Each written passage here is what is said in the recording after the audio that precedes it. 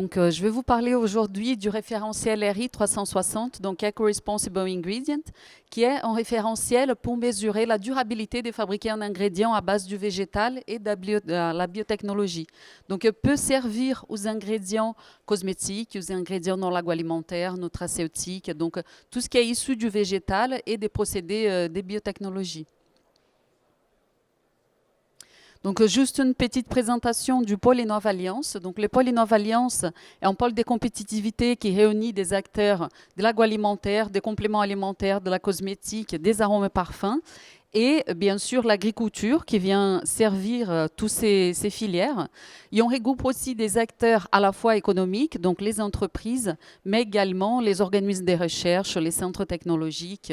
Voilà, l'idée c'est vraiment faire travailler la recherche avec l'industrie pour faire émerger des projets d'innovation.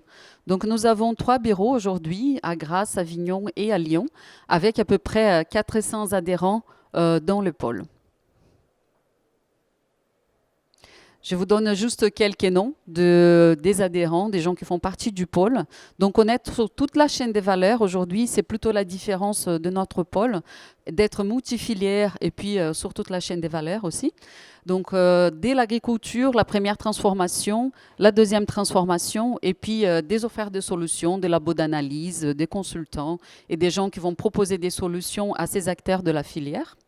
Donc, vous pouvez voir dans la cosmétique, nous avons certains acteurs comme L'Occitane, Yves Rocher, Sophia Cosmétique, Pierre Fabre, et puis des fabricants d'ingrédients aussi, Gade Fossé, Givaudan, Robertet.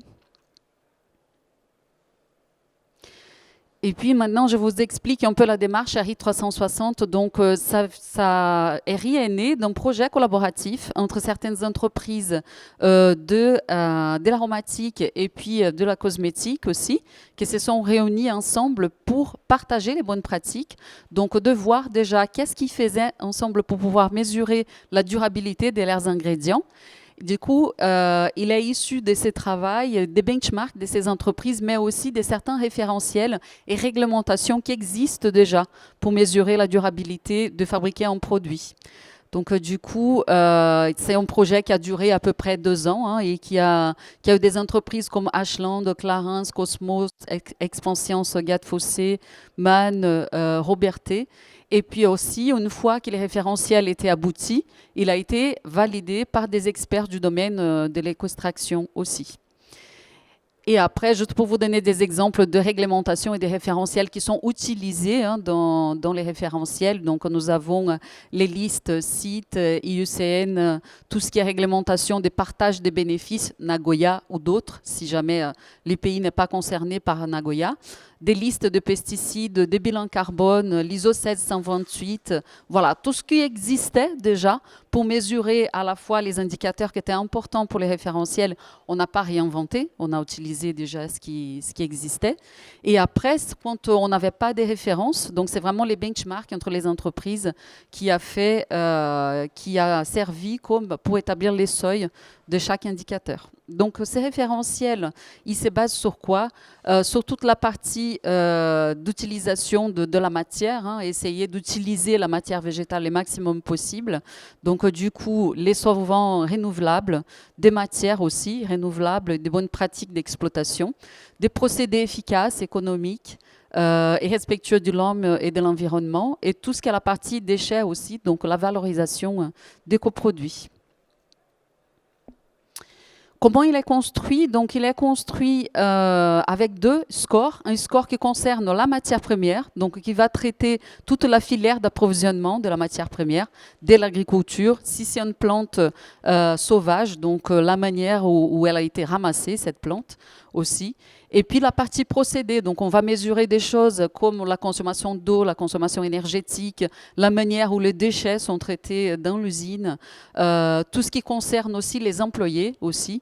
Voilà, donc il y a les scores matières premières et les scores procédés, à la fois sur la partie environnement, à la fois sur la partie sociétale, et ce qui va donner après un score global de l'ingrédient. Donc, il prend en compte, bien sûr, tout ce qui est institutionnel de l'entreprise, les démarches à la fois environnementales, sociétales et qualité aussi de l'entreprise, mais le label, il est attribué à un ingrédient. Donc, je vous dis, les entreprises qui ont déjà expérimenté la démarche, soit via un label, soit via l'outil d'auto-évaluation aussi. Donc, vous avez certaines qui ont fait partie du groupe et d'autres aussi qui ont déjà testé les référentiels. Je vous mets mes coordonnées aussi, si jamais vous avez besoin de vous renseigner un peu plus. Et là, je vous montre des exemples de certains indicateurs. Donc, par exemple, sur toute la partie transverse, transparence du fournisseur. Donc, comment les informations, vous avez ces informations. Est-ce que ça vient d'un producteur directement? Est-ce que ça vient d'un distributeur? Donc, vous avez des niveaux qui sont différents attribués. Bien sûr, si l'information vient directement d'un producteur, vous avez un niveau plus élevé dans l'indicateur. Si ça vient d'un distributeur, mais que vous les maîtrisez bien, cette filière, donc vous avez beaucoup d'informations aussi via ces distributeurs aussi. Vous avez la possibilité d'avoir un bon score aussi. Après, on va regarder par exemple les démarches environnementales, qualité, RSE du producteur de la plante. Donc là, même si elle vient d'un distributeur, il faut qu'il ait ces informations aussi qui concernent vraiment la production de la plante. Donc on va regarder par exemple la disponibilité de l'eau dans le pays où la plante elle a été sourcée, par exemple.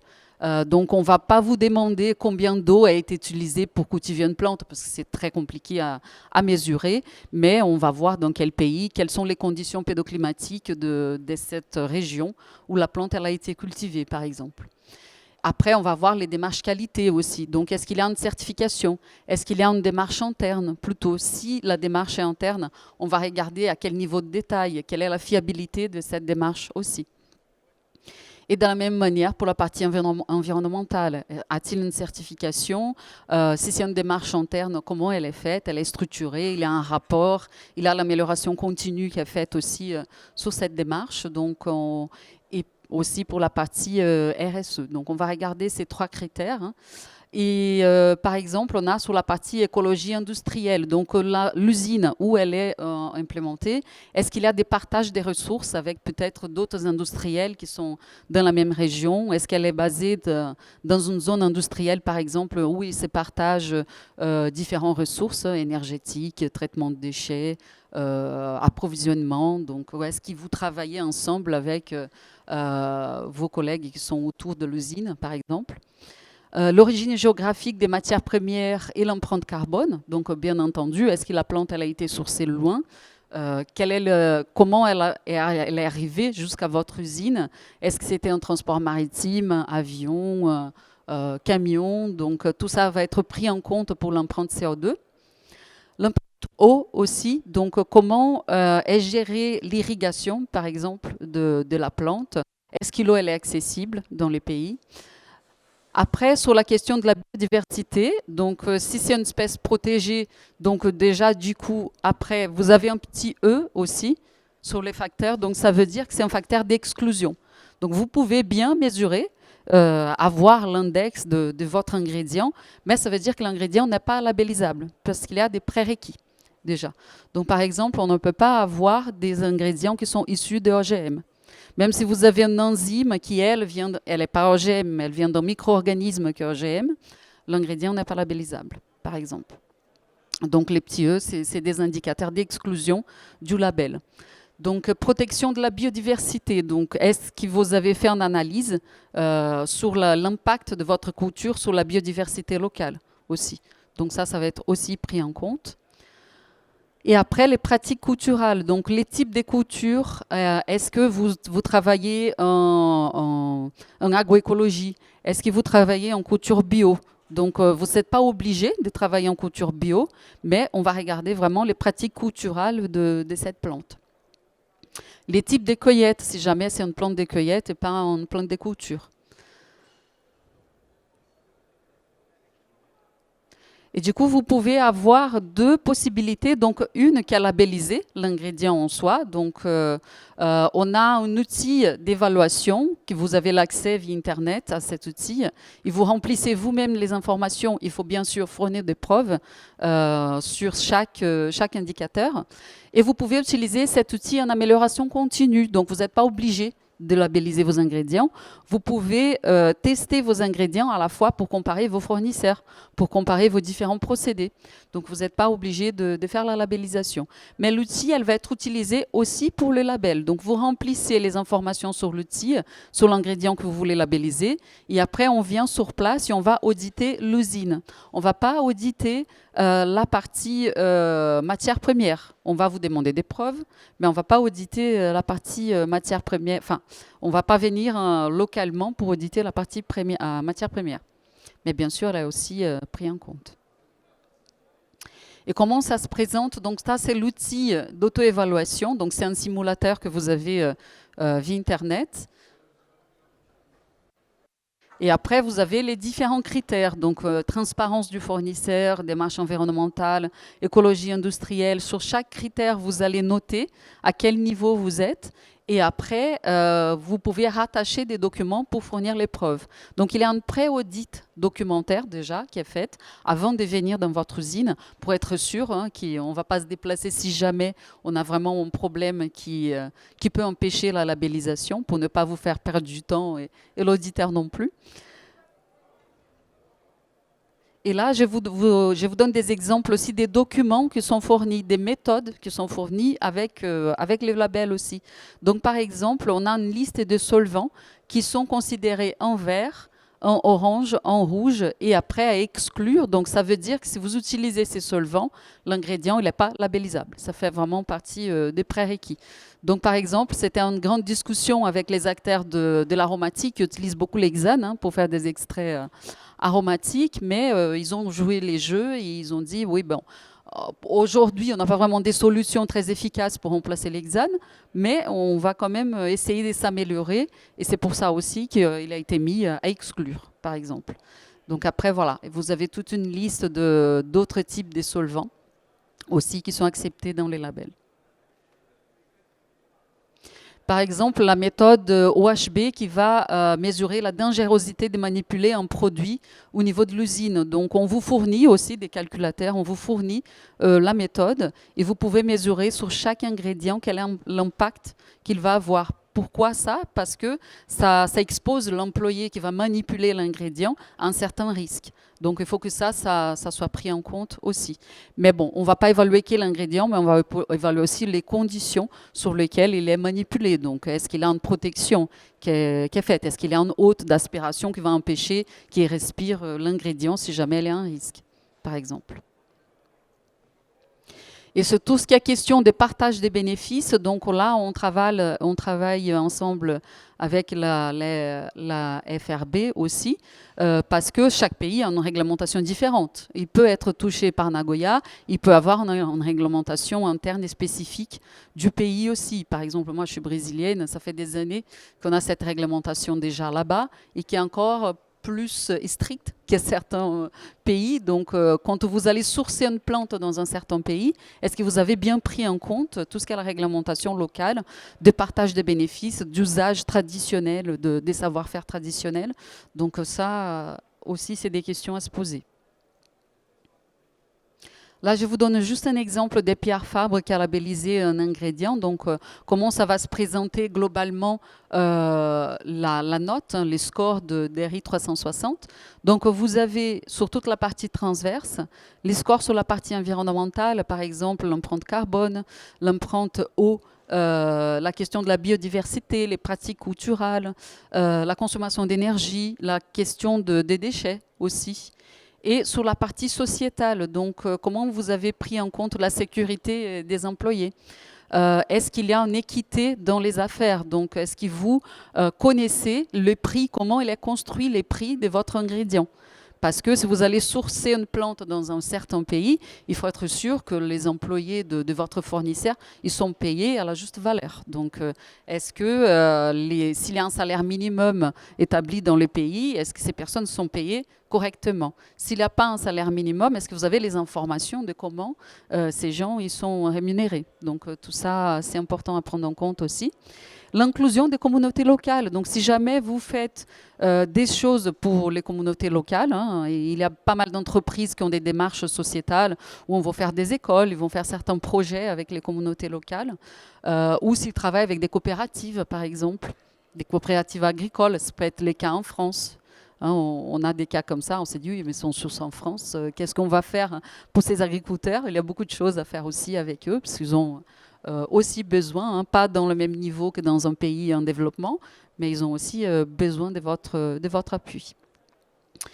Donc après, tout ce qui est respect des droits de l'homme, hein, l'éthique et égalité des genres aussi.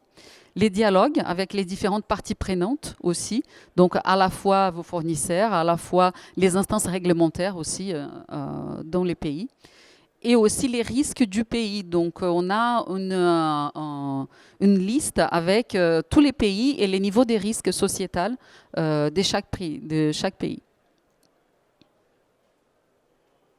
Donc après, je vous donne juste les prix de l'utilisation de l'outil web. Donc l'outil web, si vous voulez l'utiliser juste pour l'amélioration continue, c'est un abonnement annuel qui vous donne accès à l'outil. Et ça dépend du nombre d'ingrédients que vous voulez évaluer sur l'outil. Et après, la labellisation. Donc, si vous avez un ingrédient qui est labellisé par la première fois, il va avoir le prix qui est indiqué. Si vous avez un ingrédient de la même famille, donc qui est fabriqué dans la même ligne de fabrication, donc du coup, il a des prix qui sont réduits parce que la ligne, elle a déjà été auditée. Et on va auditer juste la partie filière des sourcils.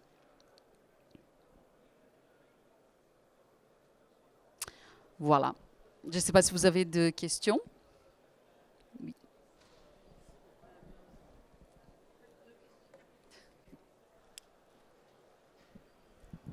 D'abord, merci beaucoup. Et puis, deux questions. La première, c'est par exemple, un Pierre Fabre, comment est-ce qu'il valorise ce score IRI 360, puisque c'est un ingrédient, c'est pas forcément sur un produit. Donc, comment est-ce qu'il... Je sais pas. Oui, bah, c'est comme tout label, mais là, c'est destiné à des ingrédients. Donc, il est destiné à la communication avec vos clients.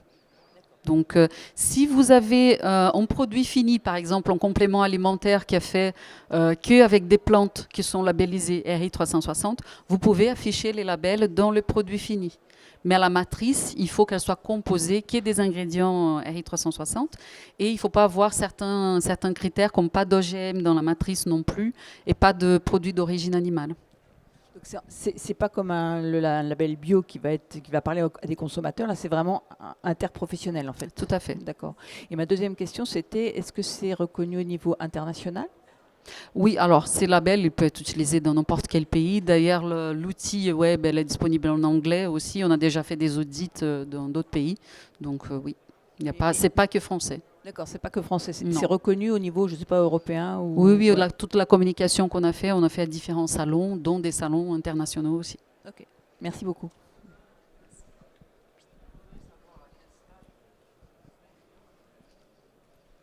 Merci déjà. Alors, je voudrais savoir à quel stade on peut faire appel à la labellisation d'un ingrédient. Est-ce que en stade de développement ou bien après enregistrement? Vous voyez, donc, Oui, alors vous pouvez, pour labelliser, c'est important que l'ingrédient il soit déjà, les procédés ils soient bien établis et les sourcils aussi. Parce que... Comment s'assurer de votre part? Comment? Comment s'assurer que l'ingrédient a passé toutes les étapes réglementaires nécessaires? Parce qu'on va vous demander les dossiers. Les dossiers à la fois, s'il y a des dossiers d'émis sur les marchés, donc on va vous demander les dossiers d'émis sur les marchés. S'il n'y a pas des dossiers d'émis sur les marchés, par exemple en ingrédients cosmétiques, il faut qu'il ait passé des tests de toxicité, par exemple. Donc on va vous demander ces documents. C'est la base.